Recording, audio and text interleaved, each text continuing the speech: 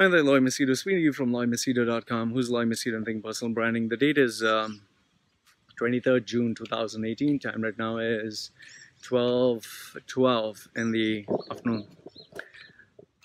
One of my friends, not friends actually, clients, close clients, brought up this topic which I thought would be interesting to share as a video. You see, I'm divorced 3 times. I got divorced 3 times and I married the 4th time. And people sometimes ask me, why, how did you get divorced? Why did you get divorced? What are your thoughts on divorce? So I thought, why not share this video with my thoughts on divorce? Now, you'd always see that marriage is looked upon as the most romantic step. It is like considered the pinnacle of a relationship. That is why when a person proposes to another person, they always show it as something, wow, oh, so cute, you know. He kneels down, he opens up the ring and shows her a ring and she says yes and everyone's applauding and it's considered like amazing, and it's all bullshit, man. And then afterwards when they are married, they're like, oh my goodness, she's so beautiful and it's so amazing, and this drama goes on. However, after all this is said and done, this this hype is over with, then begins the reality, then begins life. And that is where, when you go through the day-to-day grind, slowly and steadily, the romance disappears, the lust diminishes, I'm not saying all relationships, but most. Priorities change, okay? So before it was, I have to get this girl, I have to get married to this guy. But now after you're married, you don't think about, I need to get married to this girl. You begin to think, okay, we are married. We need to make things work. And that is where your goals come into perspective. Your dreams come, into perspective. You start having your priorities. You start having challenges. You have to take care of each other. There are so many other factors, like, let's say, for example, even doing the laundry, keeping the house clean, preparing food, buying the groceries, planning out what are the expenses that are coming up. These in itself are so, they're so stressful, and they keep you so busy, you don't think of anything else.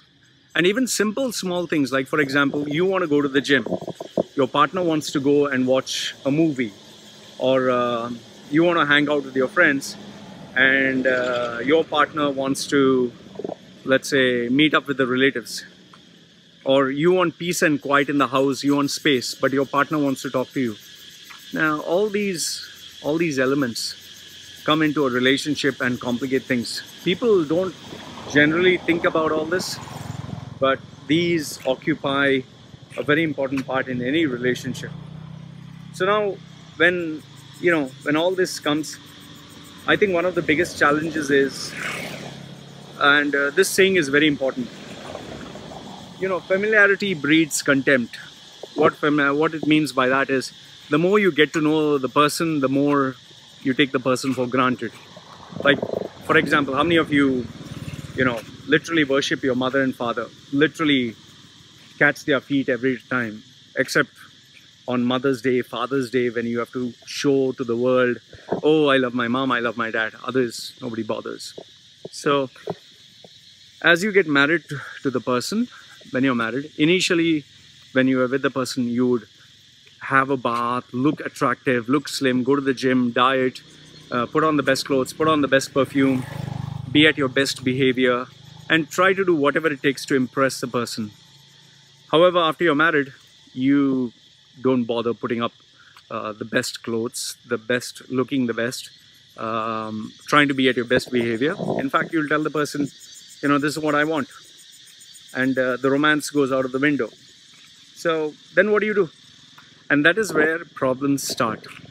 When the person shows you the real side to their character, the not so romantic side, especially with guys. When guys get what they want, then they stop being romantic, they stop being caring, they stop being so flatteringly, giving. And women, on the other hand, when women have expectations, and if those expectations are not met, that is where a really sweet, loving woman can really become a bitch, and she'll really mess up your life. She can be nagging, she can be, in demanding, she can be obnoxious, she can be hot-tempered. Even guys, when guys show their real character, maybe they're totally not so romantic, maybe they're not so giving, maybe they they have a temper issue, or a personality issue. So there are so many things that come into play. So when you see the worst of that person and that person sees the worst in you, that is where the clash starts taking place in a relationship. And in today's day and age, when you're talking of social media, when you're talking of everyone has access to anyone, any guy can talk to any girl, any individual can flirt around with any other person. There are so many others who are even looking for the forbidden pleasure. There are many men and women who are looking for new partners. There are girls who are looking for, they don't care even if they disrupt or break a marriage, as long as they get what they want. There are guys who are looking for a sexual adventure once in a while, which is why many men, when they go on a business trip, they always, pay a woman for sex, or meet a stripper or a whore. Because men, their brains are wired different. Sex is different, love is different. But for women, sex and love is more or less the same thing. There is a small group of women whom sex is also different and feelings are also different, but they are just a very handful. I would say the majority of women, for them, sex and love is the same thing. For men, sex is different, love is different. So when you compare and contrast these characteristics of men and women, that's where a lot of problems take place.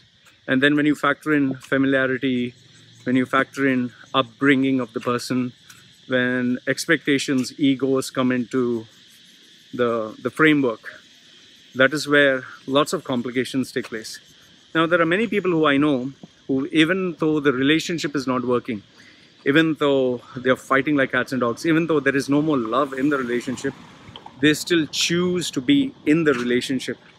They will give you various reasons.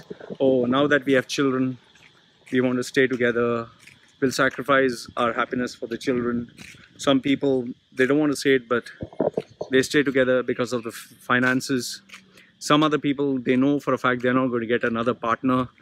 They have low self-esteem, so they stick around and stay with the same partner. So people can give you lots of justifiable reasons, like we're doing this for our children.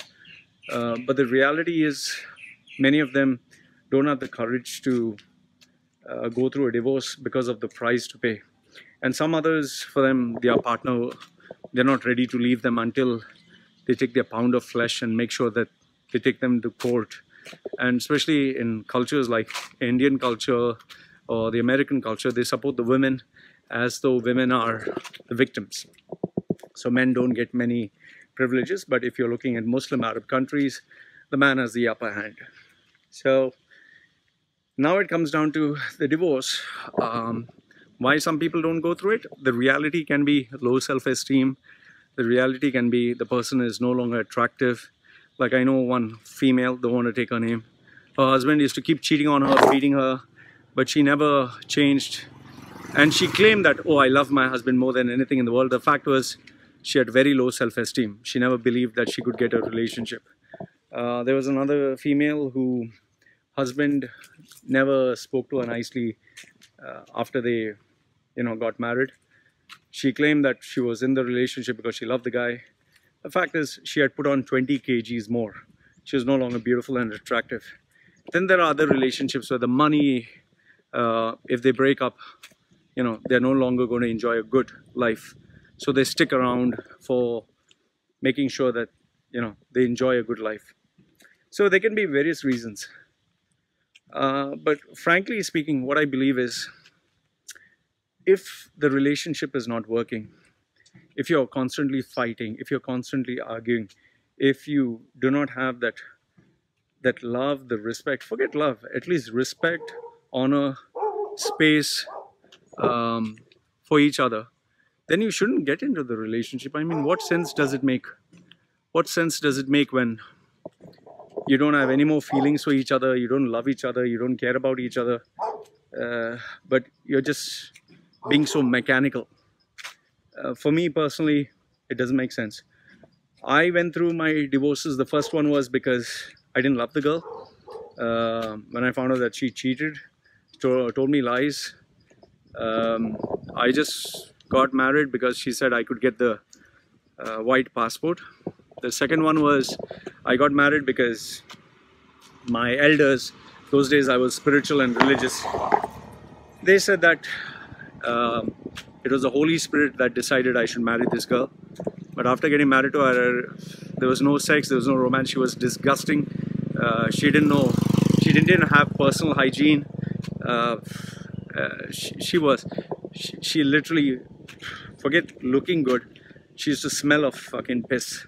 So I asked myself, do I want to be married to this girl for the rest of my life? Absolutely no. The third girl, I got married to her because of the legal implications in the Muslim country. I genuinely wanted that relationship to work, but it was a mistake. So I decided I should break up, but I broke up strategically at the right time, which, you know, many people can hate me, but then again, I had to do whatever it took to survive. So now in this relationship that I'm in with my wife, I made it very clear to my wife that even though she's so loving, she's so giving, the day she takes the relationship for granted or takes me for granted or doesn't do her part of the job or is not committed to the relationship or I'm not happy, then we might as well call it quits. And she's always on her toes to make sure that she takes care of me, just as I'm always on my toes to make sure that I take care of her, that I give her the best, I provide for her. So get into a relationship whereby you draw out the prenuptial agreement, where you make sure that you communicate to your partner, if XYZ happens, we get divorced, and this is the terms and conditions for the divorce. Because there's no relationship in this world that is guaranteed to last forever. There's no relationship in this world that is without problems or challenges. So when you put the cards on the table, you're very transparent, and you both know that if you don't do XYZ, the relationship will break up. That is where you'll respect each other even more, and you'll know what to expect, what not to expect. But keep in mind, communication is the key, trust is paramount.